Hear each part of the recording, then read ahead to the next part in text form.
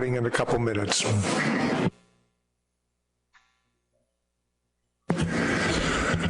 All right, good afternoon, everybody. This is a meeting of the Striped Bass Board. My name's Doug Grout. I'm the chair. We have an agenda today, which involves getting a couple of technical committee reports, one on estimated harvest reductions in 2015, and then a report on fleet-specific fishing mortality reference points. Also, we'll be doing the FMP review and state compliance reports. I just want to make one change to the agenda. I'm going to flip the order of the TC reports. We decided to make for more of a smooth transition if we had the estimated harvest reduction report first. Are there any other changes to the agenda that anybody would like to have? Seeing none, any objections to approving the agenda? Seeing none, the agenda is approved. Also in your document, we have proceedings from our May meeting. Are there any comments or changes on the meeting minutes that were provided to us for that meeting? Seeing none, is there any objection to us approving the proceedings, the May 2015 proceedings? Seeing none, I'll stand approved. Before we go into the third item, I'd like to take a little liberty to recognize my the former chair of the Striped Bass Board, my predecessor, Tom O'Connell. Thank you for, it's good to see you back here at the commission process. We really appreciate all the work that you've done here with the commission over your years, and we're glad to see you back.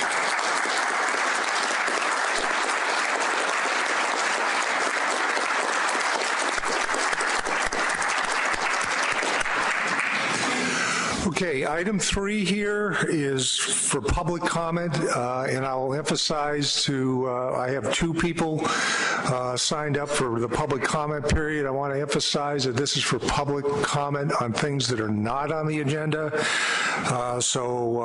Obviously we don't want to be taking any public comment on the TC reports or the FMP review.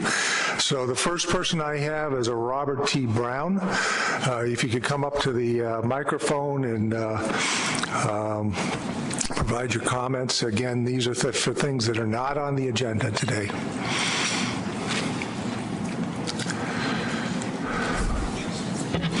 Thank you, Mr. Chairman.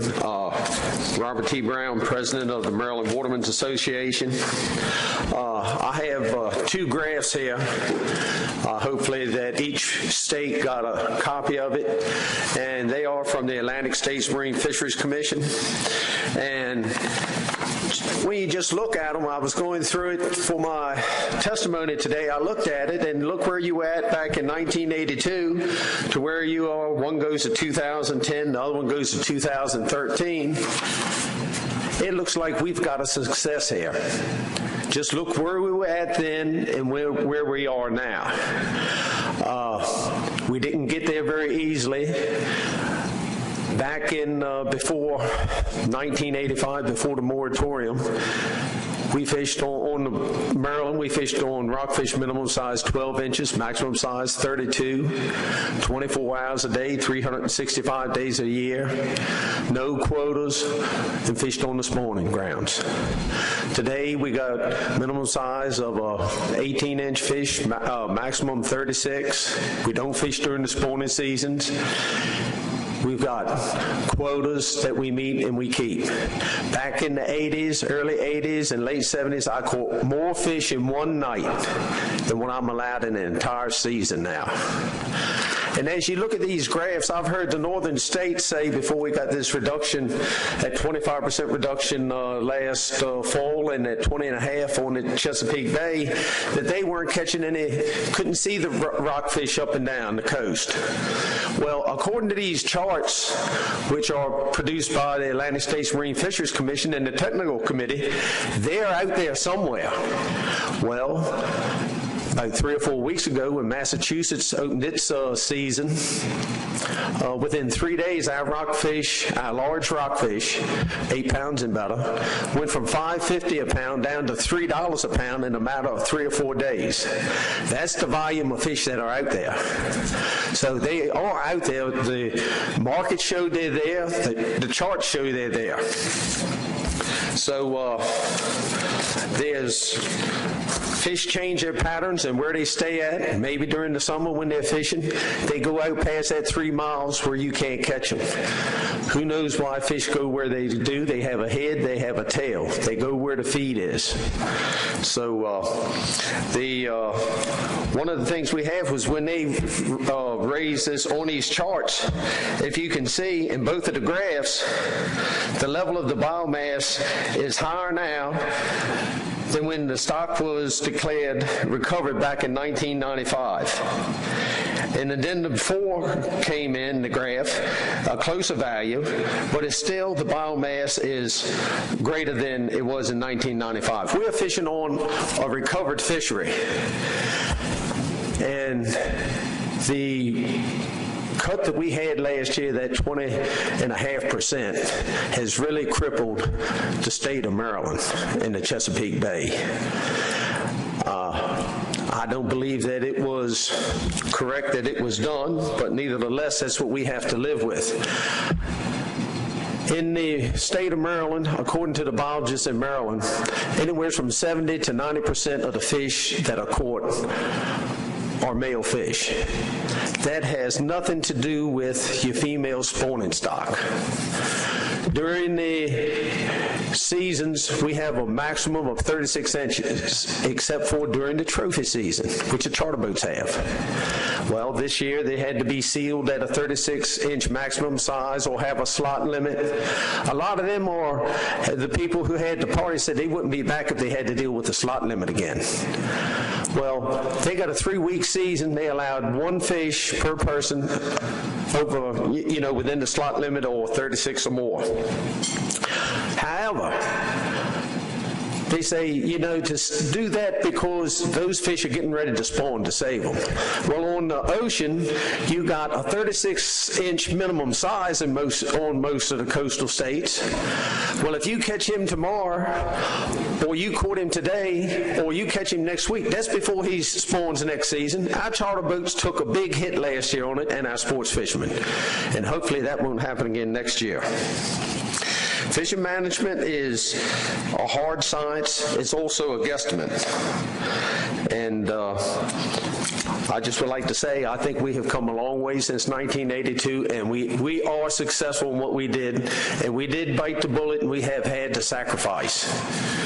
And we need to get back on track and get our quotas back where we are. If you look at the younger year index over the years, just because the younger year index, or you have a bio stock of spawning fish, doesn't mean you're going to have a high index. If you look on some of your lower years, that's when you had your highest younger year class. So I want to thank you for the opportunity of speaking to you today, and thank you very much. Thank you, Mr. Brown. I also have Phil Langley here.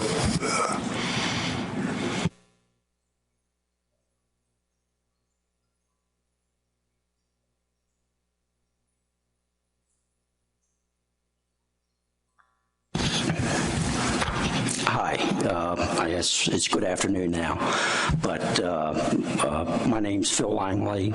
I'm actually president of the Maryland Charter Boat Association. I also sit on Maryland Sport Fish Advisory, and I am also one of the commissioners on the Potomac River Fisheries Commission.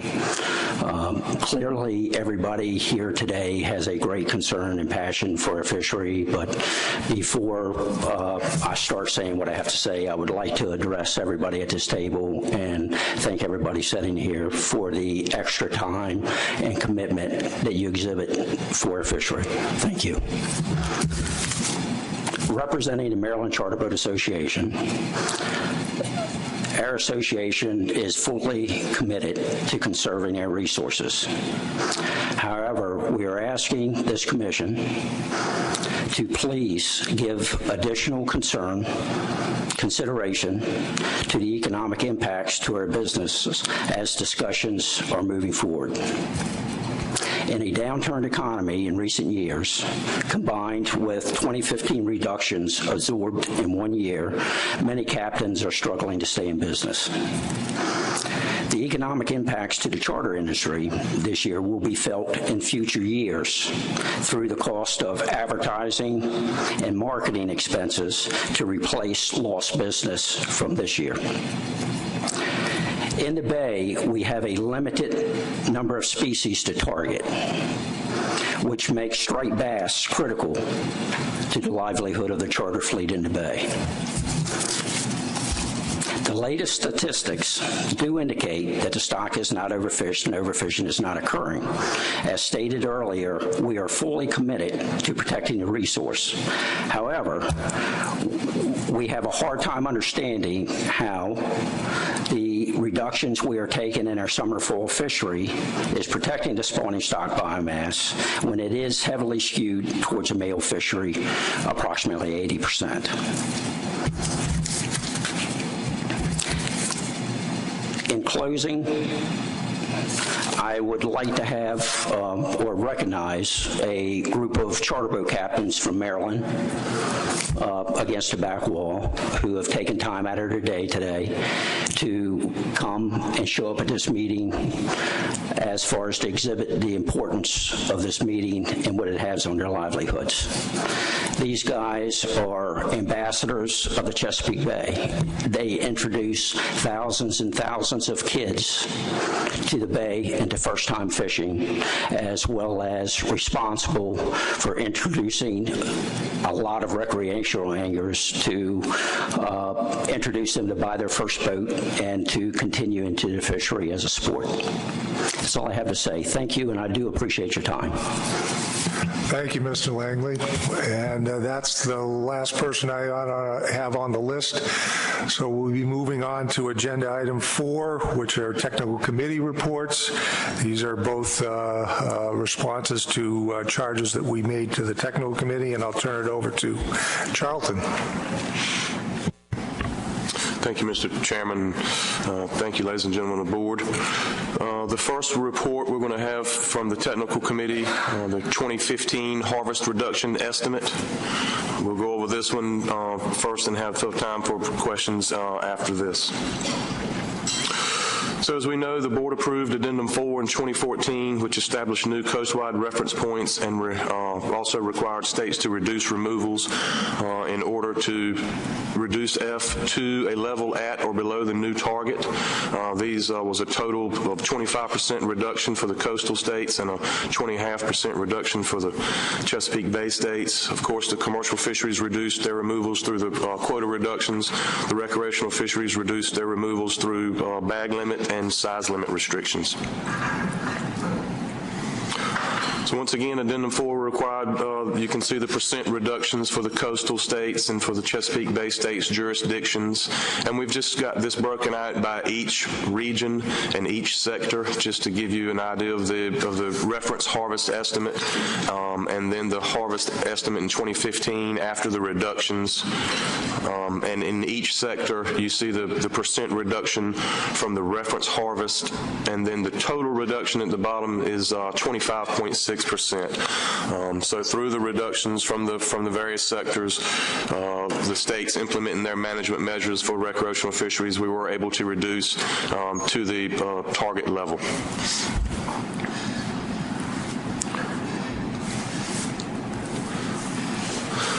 So the board members also wanted to look at the issue of non-compliance. The TC had originally recommended looked at a 100% compliance rate for the 25% harvest reductions. This is due to different state-by-state regulations. The really unpredictable angler behavior, weather can have such a big impact on fisheries. The MRIP survey is not really set up to estimate compliance. So for those reasons, the board, the technical committee recommended used 100% compliance rate. But we did look at the board's request, we looked at the non-compliance harvest in years 2011, 12, and 13. So this is looking at the MRF's data, looking at the numbers of fish, summed catch frequency of 3 fish or greater, and you can see that it varies from year to year from 4% to 15% in 2013 for a total of 7%. And these calculations are based on the historical MRF's weighting and did not include the new MRIP re-estimation methodology. So really for the first part, that's it for the first 3 slides, and we can take any questions on the reductions or the non-compliance. Any questions from the commission? The board, excuse me.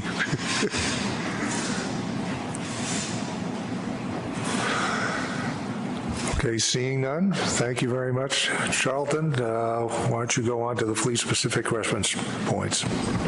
Okay, so the next presentation will be about the fleet-specific reference points.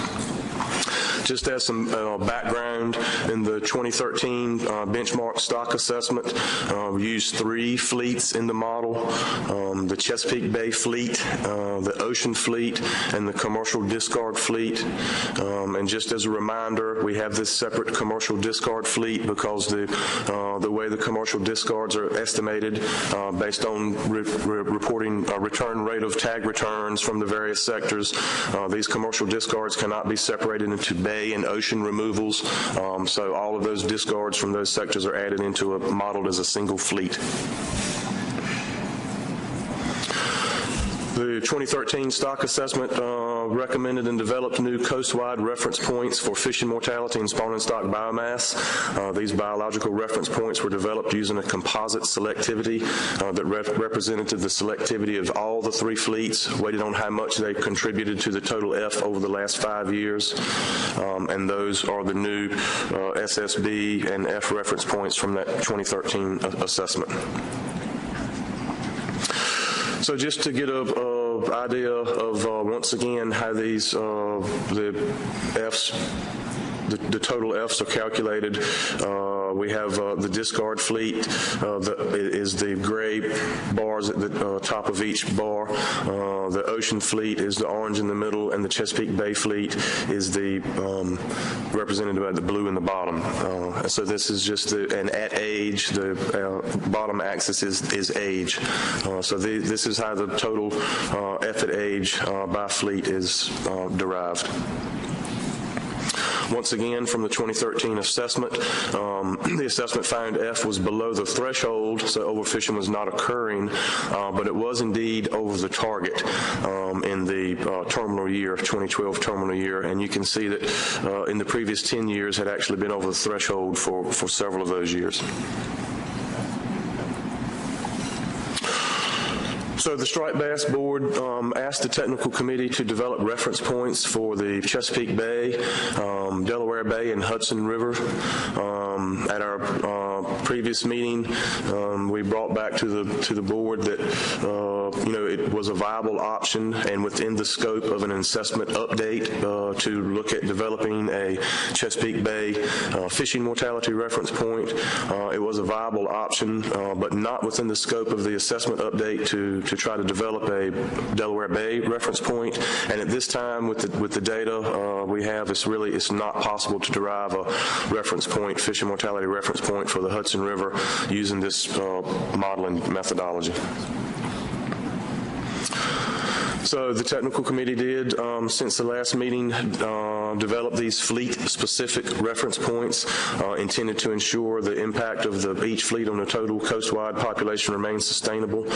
When each fleet fishes at its target reference point, the total F at age on the population will be equal to the coast-wide F target. And this is just how each fleet's target and threshold is set.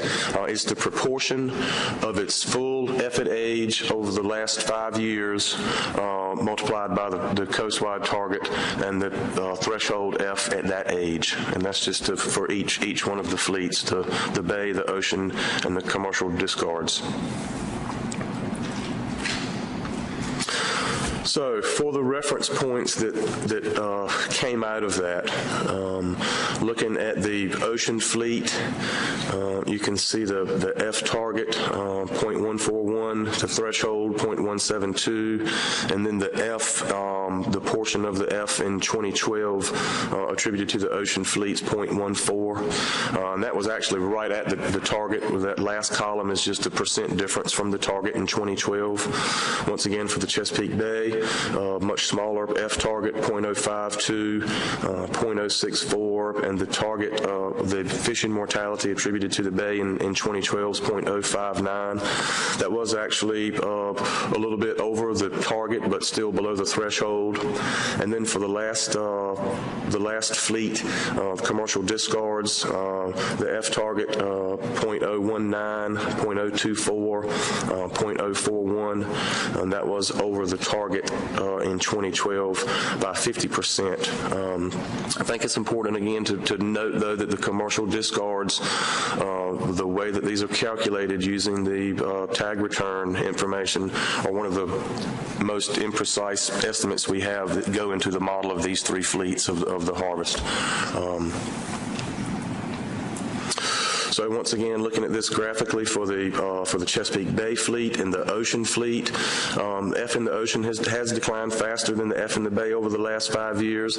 That's attributed to a lot of that has to do with the fact that the Chesapeake Bay has an annual quota, and their harvest levels remain more constant than the ocean. The harvest in the ocean can increase substantially based on year class abundance and just availability of the fish and different economic pressures from year to year. So some potential management issues and just some things to remind the board to be thinking about. Once again, there's a lot of uncertainty in those discard estimates. Discards are primarily regulatory, has to do with the size limits, closed seasons, quotas, and gear restrictions. It's difficult to control that F that's attributed to the discard fleet as strong year classes move through. It's the same as with the discards in other sectors. Strong year classes are going to lead to higher discards. Looser regulations may shift F to the directed fleet, and the restrictions implemented for biological reasons. The target and threshold for the commercial discard fleet, may not really be meaningful for management.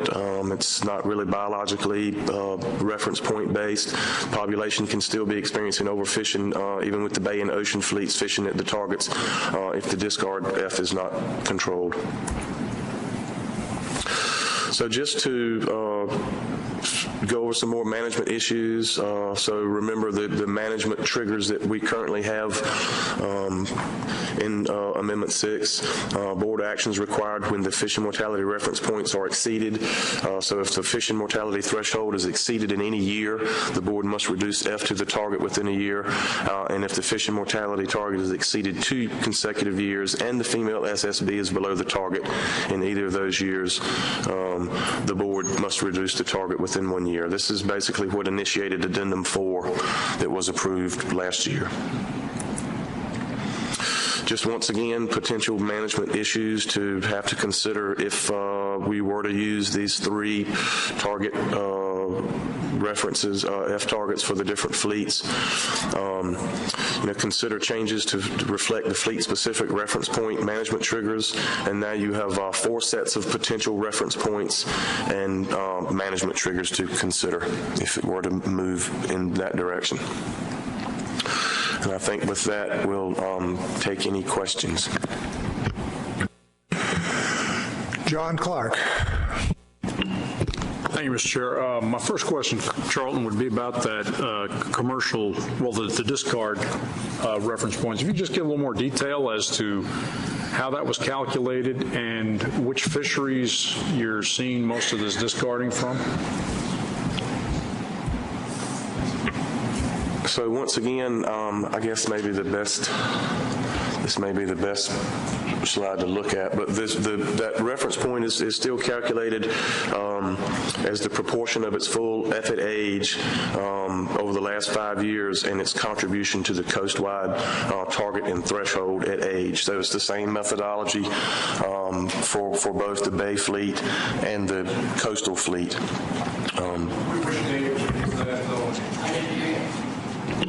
I think I was just more concerned to which data from which fisheries, if you have any idea where most of that's coming from. It just seems, just based on our experience in Delaware with discarding, it seems like a...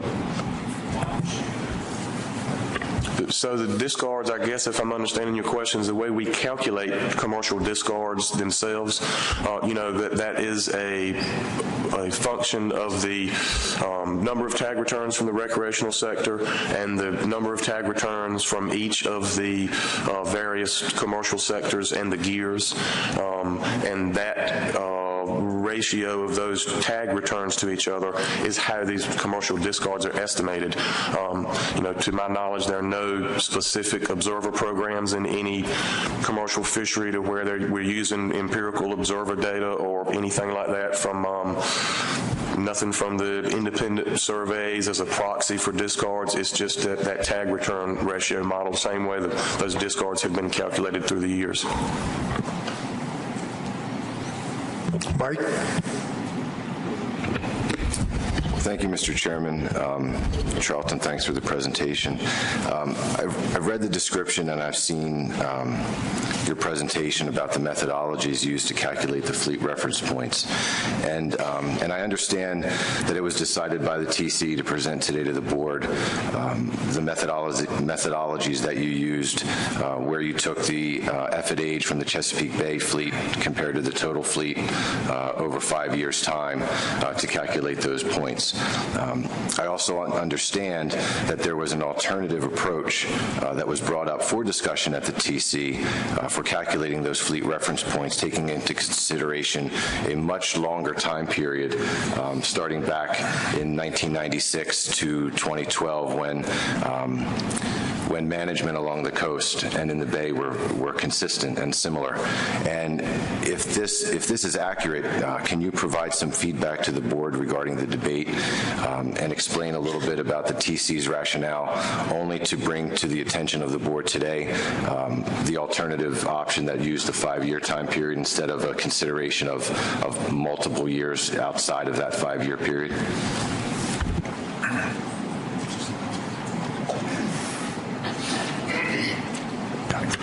So the time frame years you're talking about were relative to the selectivity patterns that we assigned to these different fleets. So it was just really a consistency issue. We went back and forth and did discuss the longer time frame. The reason we ended up going with the 5-year time frame is because it's more consistent with the coastal and what was done in the benchmark stock assessment, more consistent with the coastal reference. But we did look at those, and I don't remember off the top of my head the difference that it made. I don't know if we ever even calculated them with both methodologies, but I don't think that the difference in this target reference for each particular fleet, I don't think it would have been much difference using the 12-year selectivity block versus the 5-year selectivity block. Do you have a follow-up, Mike? Yes, I do. Thank you. Well, I believe that the use, it's my opinion that the use of a longer time series would take into consideration a lot of the variable changes that we've seen as stock has grown, has declined. I think the development of reference points using a 5-year period of F, the F ratio, doesn't take, it's during a time when we've had declining spawning stock, and it doesn't take into consideration these variable effects on fishing mortality, year class strengths, annual climate variations, effort variability, et cetera, et cetera, et cetera. And, you know, if it's a consistency thing that we're talking about, I'm not sure that there's much more. I don't know that there's another fishery along the Atlantic coast right now that has as much consistency over the past 20 years leading up to changes we've made than with the striped bass fishery. And I would think that this alternative analysis, including a much larger, wide-ranging time period, would be something that this board would like to see. And I think that, you know, we'll see how the discussion goes, but I think that's something that would be appropriate to present back to the board at another time. Thank you. I have Bill Adler on the list next. Thank you, Mr. Chairman. I'm referring here to Figure 3, page 7, the charts, and excuse my ignorance here, but commercial discard fleet. What is it? I mean, is this commercial catches that are thrown back over? I mean, where does that come into play with what is it? Yeah, so the commercial discards, it's exactly that. It's composed of fish that are maybe thrown back because they're undersized. It's composed of fish that are thrown back because it's out of the season, or the harvest season. So we have discards in the recreational sector as well. Most of those discards, they either come from fish that are under the size limit for the particular state, or maybe if the angler is over their bag limit and they catch a few. We just don't model the recreational discards separately.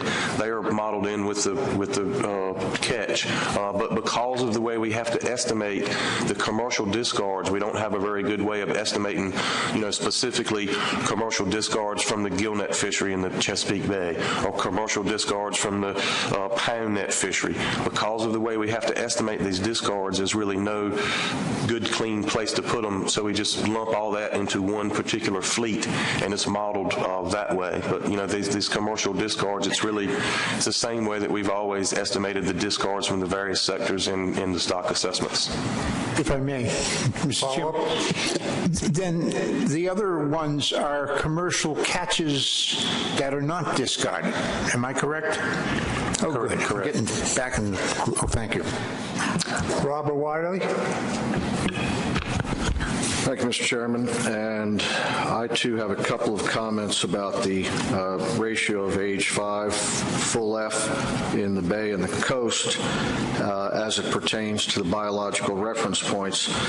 And I think the way I look at that is the last 5 years through 2012, if you look at those graphs that were handed out earlier to us at the beginning of the meeting, and I think we already know this, that there's a non-equilibrium situation. I'm not sure why you would want a biological reference point that was based on that type of information, non-equilibrium. The other part of this, I think Mike covered some of it, but the period from 1996 to 2012, the word consistency was mentioned in relation to the 5 years, but the consistency really is the regulations. It's also the fact that you have 3 stocks primarily that are part of that full F on age 5 that's being looked at for the reference points, and the variability of those stocks isn't linear. So there might be one stock more abundant, or biomass might be better in 1 year than another, and I think a longer time series at least gives you an idea of how you deal with that variability rather than taking a snapshot of the last 5 years. So I appreciate the time. Mark Gibson. Mr. Chairman, I want to follow up a little more on this, the length of the duration of the window for the computations. And the question I have is, in the SCAA model, you have to set selectivity blocks because of the separability assumption. And what's the length of the window in the terminal year block? So the longer time series that they're referencing is the 96 to 2012 is a single block within the model. So that is a single constant selectivity block over that time. Obviously, that doesn't reflect the changes in effort that each fleet may or may not undergo. Michelle? Thank you, Mr. Chairman. And again, my question was really about these differences on the slide and the commercial discard fleet. I mean, those are such small numbers when we're talking about the F target and F threshold. Charlton, I was wondering if you might be able to put that into context in terms of, something that I think the public could understand, whether it's, pounds of fish or numbers of fish or something like that. I think it's difficult for the public to grasp that just looking at F targets and thresholds that small in terms of what a 52.8% difference means. Thank you.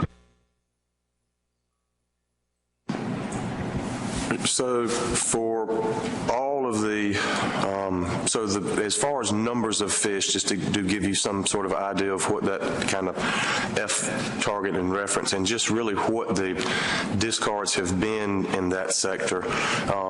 So if you look for the commercial discards, they average anywhere from a couple of 100,000 fish to this most recent estimate was the actual, one of the highest in the time series, to about 900,000 fish.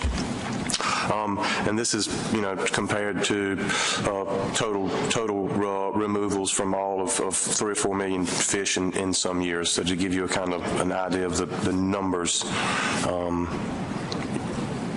of that commercial discard. And like I say, those estimates are really the least precise estimates that we have that go into the 3 different fleet models. And so that's something that we've kind of struggled with in estimating those numbers through the years. John Clark. Thank you, Mr. Chair. Charlton, I just want to get back to something you said about the Delaware Bay reference points. You said it is a viable option to create reference points, but not for an assessment update. Does this mean that you're planning to do those for the benchmark assessment? And prior to the benchmark, would you be able to produce anything preliminary just so we could see what they might look like? So I think that's up to the discretion of the board, which way they want to go to continue developing those. But the reason we kind of said that was a viable option is because yes, that Delaware Bay, the harvest in that Delaware Bay fleet could be separated out fairly easily and put into a separate fleet in the model. But because it wasn't modeled that way in the benchmark, the stock assessment update, that would be considered a fairly substantial change. But I think, yes, if the board, if it's their wish to continue to looking at that for a separate reference point in the future, I think we can certainly do that. Representative Kamiga. Thank you, Mr. Chairman.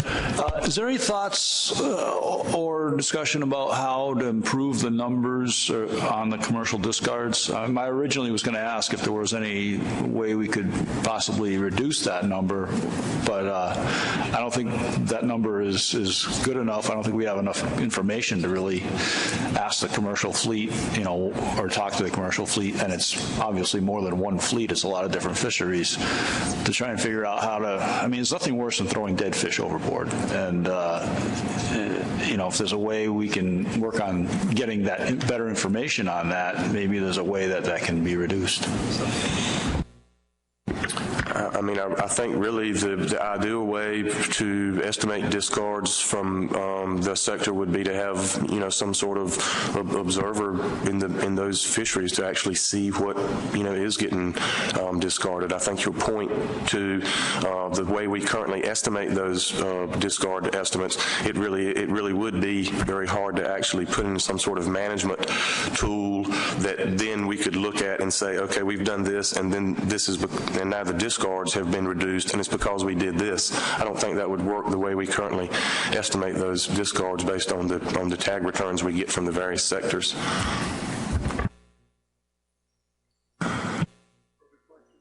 further questions of our technical committee chair from the board?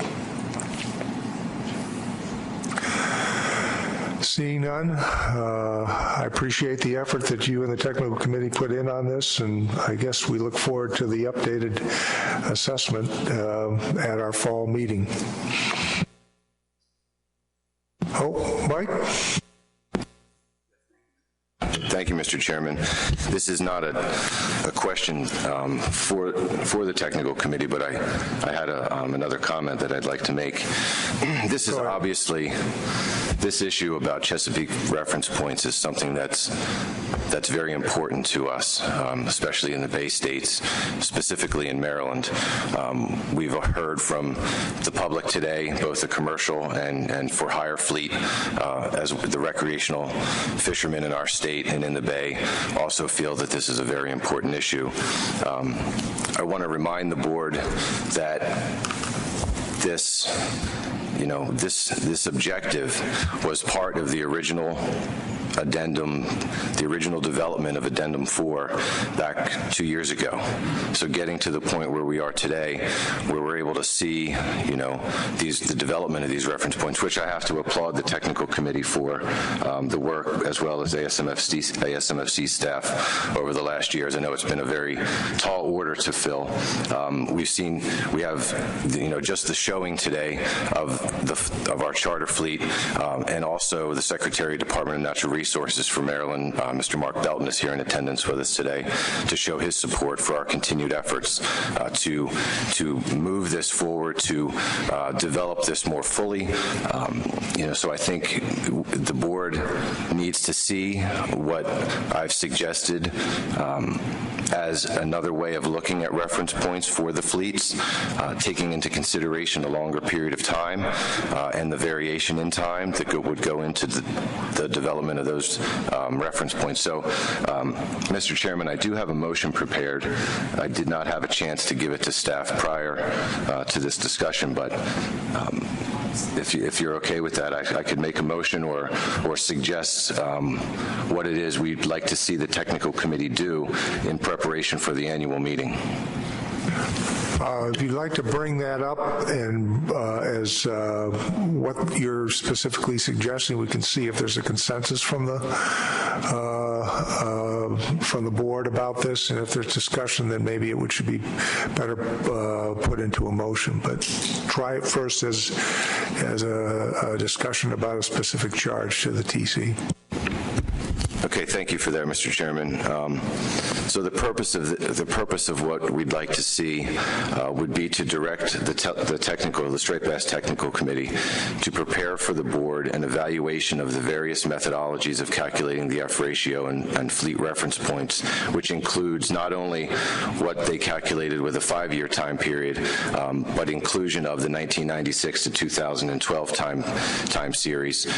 Present that back to the board with potentially pros and cons of each, and an analysis or an assessment of whether or not each one of those options, I would guess we'd call them, are relevant and appropriate for management use to allow to maintain a stock at a sustainable level.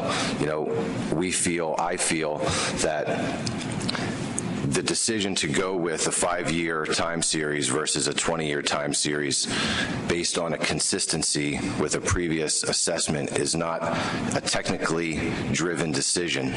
I think the decision to which time frame is being used should be a decision made by the board.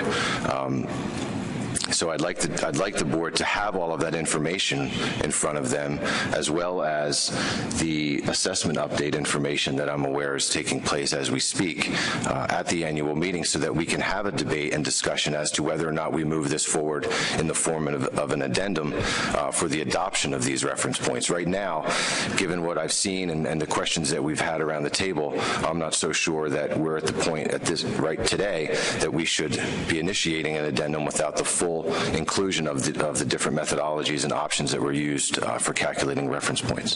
Thank you. Charlton, you had a comment about his request? I just wanted to make one comment just before the board discusses this. If we do look at the 12-year selectivity block, that would also require a recalculation of the current coast-wide F target and threshold that we currently have. So that would also, in order to be consistent, we would have to recalculate that as well. Just wanted to let everybody know that that's what would have to happen. I guess my question then, from a policy standpoint, if it's usually we have updated reference points during a benchmark stock assessment, and we have just been through that, and the plan this year, and as we've been moving forward, is certainly a turn of the crank. It may involve, it's something to consider here if we do look at trying to potentially consider modifications of the reference point. That's beyond the scope of the benchmark stock, the updated stock assessment right now. But that's something to consider as we consider Maryland's request here of the technical committee. So do we have any discussion on this? You've heard Maryland's request to have an additional time period looked at in developing fleet reference points. Any discussion on that? Richie White? Thank you, Mr. Chair. I guess the question for the technical committee is as to the amount of work involved in this and what workload they presently have and how might this impact that.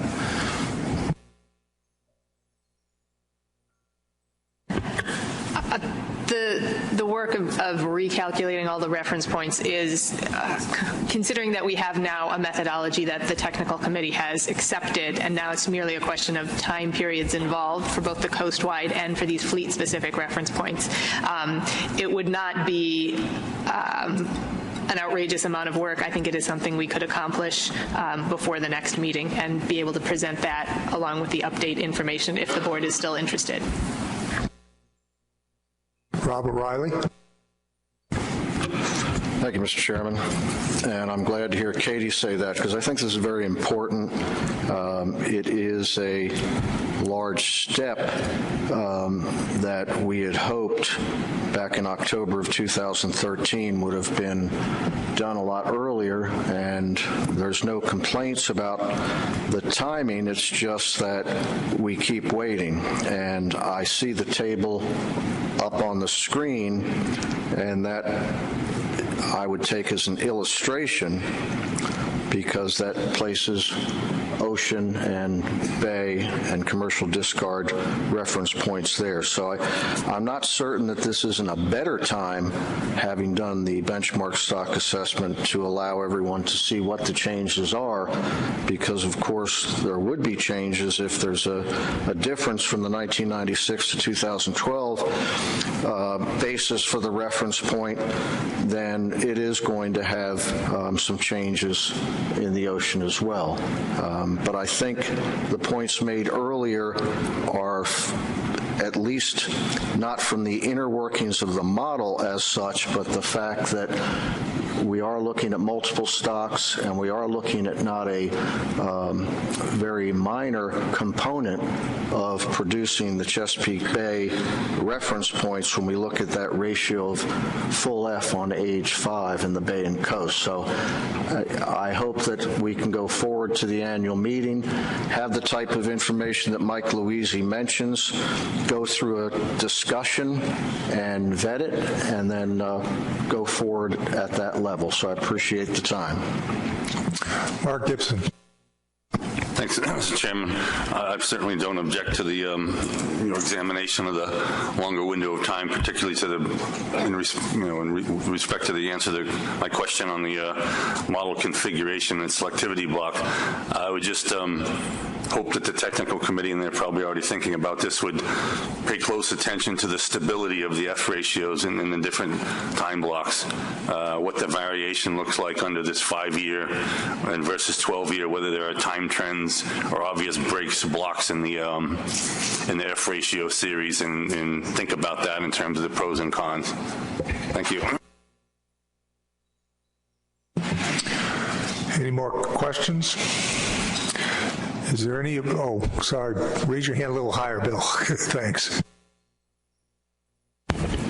Thank you, Mr. Chairman. Two quick things. One, a clarification. I don't believe it's a 12-year time frame we're looking at, but 12 years beyond the 5. So it's actually a total of 17 versus the 5 that was used. And I guess I would just make, sort of stepping back from it a second, a broad observation. It seems to me, all things being equal, that our technical data sets tend to be more powerful for us the longer they are. And it seems to me, especially over this time period we're talking about, where we've seen quite a variation in the stock and the fishery, that it would be a richer data set as well, taking the full 17 years. So it seems to me it would yield more robust estimates. Thank you. Michelle Duval. Thank you, Mr. Chairman. I agree with Mark Gibson's comments in regards that I have no objection to looking at a longer time frame, and I'm certainly sympathetic to the Bay States jurisdictions regarding having some reference against which to measure the impact or success of their management measures. And I think some of my only concerns as we continue to discuss this is really, and this was brought up at the last meeting as well, is some consistency in management, given that we have just had a benchmark stock assessment, that given sort of the pain that we just went through to implement some decreases in available quota. And I also have I guess maybe just sort of philosophically, it seems like we're sort of tied up between fleets that we have in our existing model based on selectivities, along with the desire to actually have an assessment that's really based more on stocks. And so, we have this Bay fleet that is not necessarily the Chesapeake Bay stocks. So, it presents a little bit of a conundrum, but I think everyone would like to work towards perhaps a future term of reference and a future benchmark assessment that would allow us to get to those types of stock-specific approaches. I understand that we don't have the information there. That's a bit of a long ramble. I just have some concerns about consistency in management given what we've just gone through, but I certainly don't object to Maryland's request.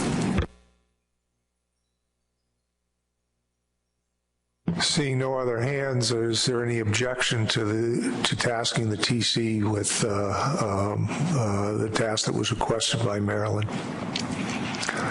Seeing none, you have been tasked, Charlton. More work. And again, thank you very much for the efforts the TC has put in on this issue. So our next item on the agenda is are the FMP approval that we need, the FMP review that we need to approve, and also state compliance. And I'll turn it over to our new plan coordinator, Max Appelman. Welcome, Max. Thank you, Mr. Chair.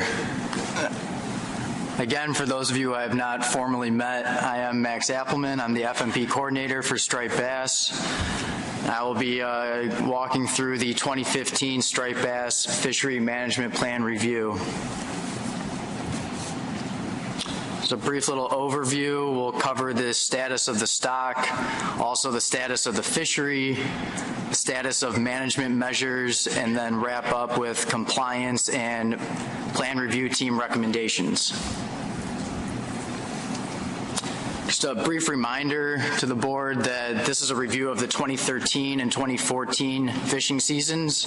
So basically, Amendment 6 and Addendas 1 through 3 set the management regulations and monitoring requirements for those fishing seasons. Addendum 4 wasn't implemented until 2015, and so that will be covered in next year's FMP review of the 2015 fishing season. So based on results of the 2013 benchmark stock assessment and the recommended biological reference points that are listed here in this table, the Atlantic striped bass stock is not overfished and overfishing is not occurring. If you take a look at this figure here, this is of spawning stock biomass from 1982 to 2012, which is the terminal year from the last stock assessment. And basically the take home here is that spawning stock biomass has declined over the last decade or so and was estimated at just over 58,000 metric tons in 2012, which is below the target and just above the threshold. This figure is showing fishing mortality for the same time series. Again, the take home here is that over the last decade or so, fishing mortality has been fluctuating across that F threshold, and in 2012 was estimated at 0.20, which is below the threshold but above the target.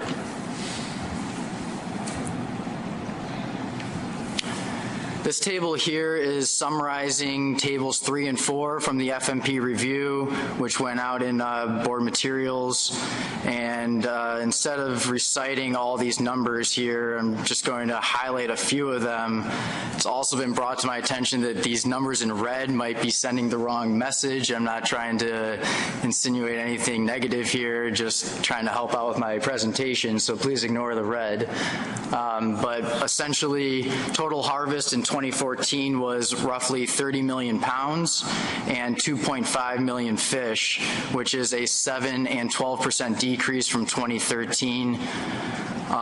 Also pointing out that commercial landings in 2013 and 2014 were relatively similar, with 5.9 million pounds landed in 2014, which represents 20% of total harvest, and sort of indicates that striped bass harvest is predominantly from the recreational sector.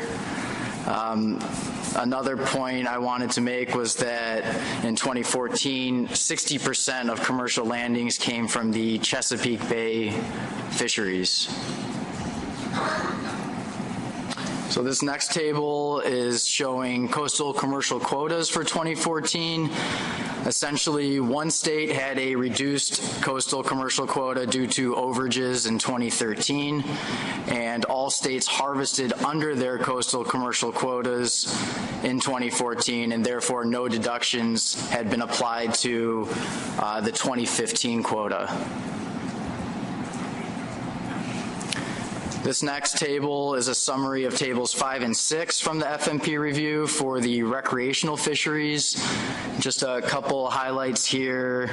The recreational fishery harvested approximately 1.8 million fish in 2014, weighing 24.1 million pounds, which is roughly 80% of the total striped bass harvest by weight. And again, pointing out that much of the harvest, total harvest, is from the recreational sector. So this next figure is showing total recreational catch, so both fish harvested and fish released, while the dotted line at the top of the figure is showing the percentage of that released catch towards the total. So basically, over the past decade, total recreational catch has decreased, and so has the percent of catch released. That was estimated at 80% in 2014, and this could indicate that anglers are keeping more fish or are catching fewer sublegal fish. Moving on to the Chesapeake Bay-wide quota in 2014. In summary here, each fishery harvested under their respective quotas. Total removals were estimated at 7.3 million pounds and were split relatively equal between the commercial and recreational sectors, with 3.6 million pounds landed in the commercial fishery and 3.7 million pounds in the recreational fishery. Continuing on now with the Albemarle Sound and Roanoke River striped bass stock. Based on results of the 2013 North Carolina specific benchmark assessment, the Albemarle Sound and Roanoke River striped bass fishery is not overfished, and overfishing is not occurring very similarly to the stock status of the Atlantic coastwide stock. In 2012, fishing mortality was estimated at 0.34, which is just above the target and below the threshold, while spawning stock biomass was estimated at 835,000 pounds, which is also below or between target and threshold. Also, 2014 harvest was roughly 122,000 pounds. 28% of that came from the Roanoke River management area and 72% from the Albemarle Sound management area. So moving on to status of management measures. Under Addendum 2, the TC annually reviews juvenile abundance indices, or JAIs, from 6 different surveys to monitor recruitment failure. Here it's defined as a value that is lower than 75% of all values in the data set for 3 consecutive years. So during this 2015 review, the technical committee evaluated 2012, 2013, and 2014 JAI values, and no states met the criteria for recruitment failure in 2015. Under Addendum 3, all states with commercial fisheries are required to implement a commercial tagging program and submit a monitoring report no less than 60 days prior to the start of their first commercial fishing season. Some of the pieces of information that are included in this report are the number of tags that are going to be issued for the upcoming season, an account for tags from the last season, changes to tag appearance, orientation of the date, or the color of the tag, for example. Also, any changes to how the program is implemented or any other issues that merit being brought up that should be addressed. So it's important to note that not all states submitted these monitoring reports as described in Addendum 3, and so the plan review team sort of had to track down the necessary information for this review. However, the PRT did find that all states had implemented commercial tagging programs consistent with the requirements of Addendum 3. And please refer to Table 10 in the FMP review for a description of each state's commercial tagging program.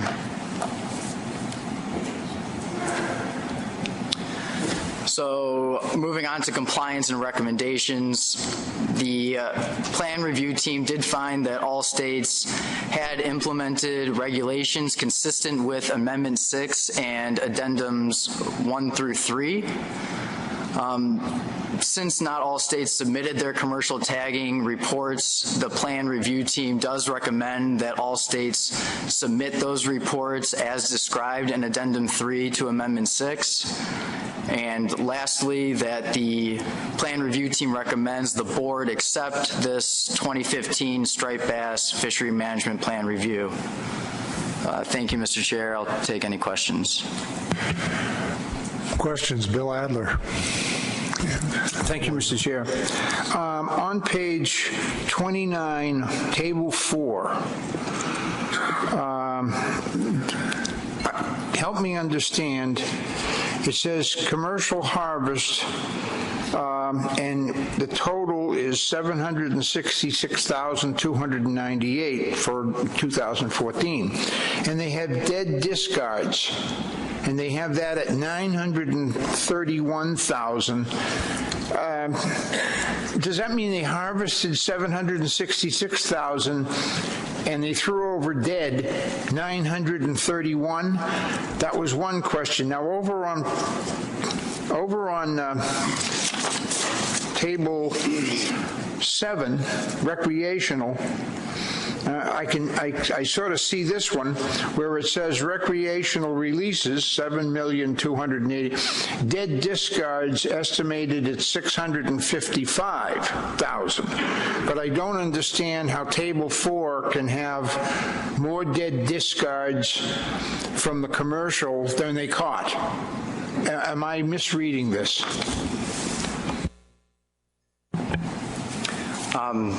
You're correct. With those are fish that were thrown over dead. This might be a better question directed to the TC, but it goes back to those tag returns from the commercial and recreational fisheries and coming up with an estimate of commercial discards. And also with the recreational dead discards, that is a percentage which is applied to the MRIP data that we get. We apply a 9% post-release mortality estimate to the total recreational harvest to get that number in Table 7. If I may, Mr. Chairman. Okay, I understand you do a percentage for dead discards in the recreational fishery. I understand that. And those figures sort of, they say, okay, you know, they discarded a lot and some of them died. Okay, but Table 4, on the commercial one, it seems out of whack that they would estimate that the catch was 766,000 and they threw over dead more than that. That sort of like doesn't fit. Those are two separate numbers. So to get the total commercial removals in this case, you would actually add them together. So we're saying 780,000 of them were reported harvested, and we estimated that in addition 900,000 were discarded dead. So, but to keep in, and if you look back, you can see that's actually the highest number we've had in a long time. So I think there's two issues. One is that this number is fairly uncertain, so we don't have, it's difficult to estimate, so that's probably, there's a lot of uncertainty around that actual number. But the other thing to keep in mind is that the 2011 year class is now moving into the fishery, and so you probably have a large number of fish that are available to the gear but not legal harvest size. So we would expect dead discards to increase during this time period as the 2011 fishery recruits to the gear but is not legal to be harvested yet. So that as you have more and more of those small fish around, people are going to have to throw more of them back. So I think there's two things that are going into that really high number that we're seeing for the most recent year. I'm sorry, but okay, so in other words, we're not talking about discards by the commercial fleet that swim away. We're talking about some of them apparently swam away, but more of them died than swam away, according to these figures. They're two separate numbers. So the total harvest is the total amount that is reported harvested. The dead discards includes, it does include a mortality correction. So we don't assume that everything thrown overboard dies. We assume there is a proportion, depending on the gear, of a certain number of them will survive and a certain number of them will die. But that discard number is based completely separate from the number that is reported harvested. So you would have to add those two together to get the total number of fish that the commercial fishery killed in 2014. Roy Miller. Mr. Chairman, I just have a quick correction to Table 8. That is on page 33, where it has Delaware harvest in 2014. I believe the number that is shown there of 14,894 was in fact the number of fish and not the pounds. So that should be corrected. Thank you.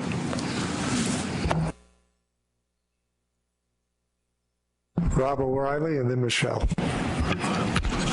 Thank you, Mr. Chairman. Just a friendly edit, and I guess these will get posted, but from Table 3 on, and maybe this has been the convention, I'm not sure, everything's entitled migratory striped bass.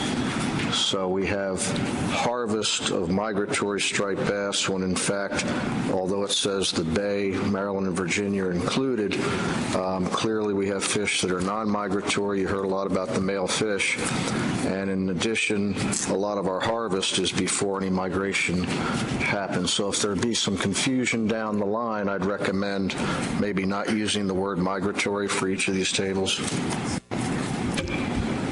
Now, Rob, I think this comes back to the convention that was used back when you and I were on the technical committee, that it's a migratory stock of striped bass. And even though you're right, there are fish in Chesapeake Bay that have yet to migrate and some that don't, that's fine. I think that's the reference here.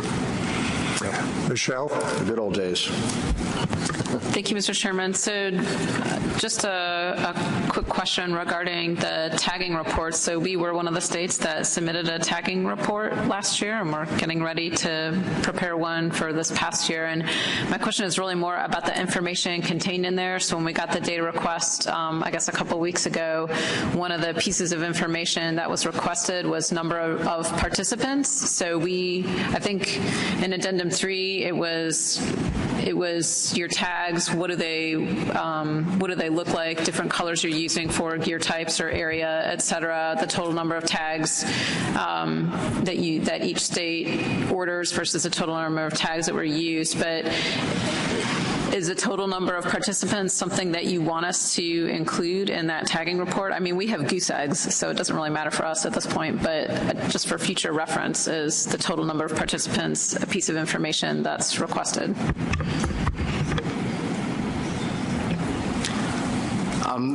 For next year, we're probably going to send out a very specific report of what we want to see in that report, specific guidelines to what to include in that report, so you can expect to see that for next year. Follow-up? So for this year, because North Carolina's fishery has a December 1 start date, we would be submitting our report no later than October 1st. Our intent was to update the numbers that we submitted last year with the table. So we should go ahead and just do what we did for last year for this year, and then expect a format to be sent out for the following fishing year. Short answer, yes. We'll send out a memo probably immediately following this meeting. Thank you. Another follow-up? Well, and this was just a question probably for some of the Bay jurisdictions. So it was in 2013 that you all implemented that 14% reduction in the Bay-wide quota. Is that correct? So did that stay the same for the 2014 fishing year, or did that go up, or did it go down? It went back up. I can answer the question, Mr. Chairman. Thank you. So the years kind of jumble themselves together after a while, but we did reduce, based on the exploitable stock biomass in the Bay in 2013 by 14%. We then turned around the following year based on the exploitable stock biomass at the time as a result of new recruits coming in to be part of the fishery. We did go back to, again, we went up 14% the following year.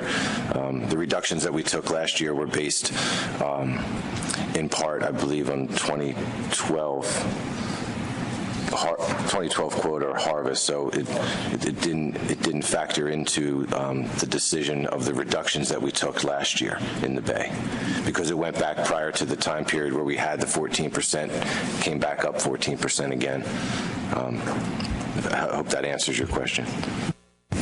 It was just out of curiosity because I noticed that some of the harvest numbers went up for 2014, both on the commercial and recreational side and the bay jurisdictions, and I just didn't see the number in there for what the actual bay-wide quota was. So. Further questions? Go ahead, Mike. Just a simple observation. I might be a little picky. This might be a little picky, but it's a sensitive issue for us in Maryland. So between page 10 and 11, there's a discussion referring to the Chesapeake Bay trophy fishery.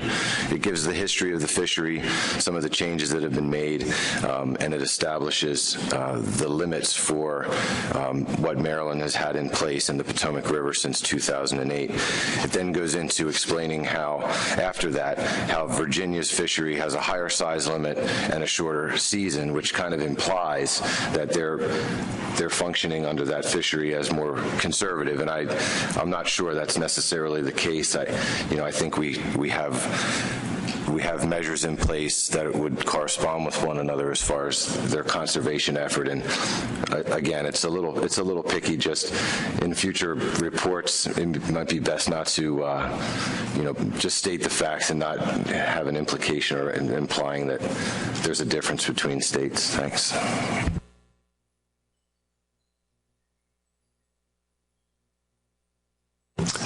Any other questions or comments? I need a motion to approve the FMP review. Dennis Abbott. Thank you. I make a motion to accept the FMP review for striped bass. Is there a second? Come on. Oh, there you are. Okay, Emerson. Any discussion? Any objections? It stands approved. We're now down to other business. Is there any other business before this board today? Yes, Bill Goldsboro. Thank you, Mr. Chairman. I was just wondering, I see Matt O'Brien is here for the advisory panel. Was there going to be a report from the panel? No? He was just here, as are most APs, in case the board had specific questions of the AP about certain things. Okay, anything further? I'll take a motion to adjourn. Take care. Thank you very much.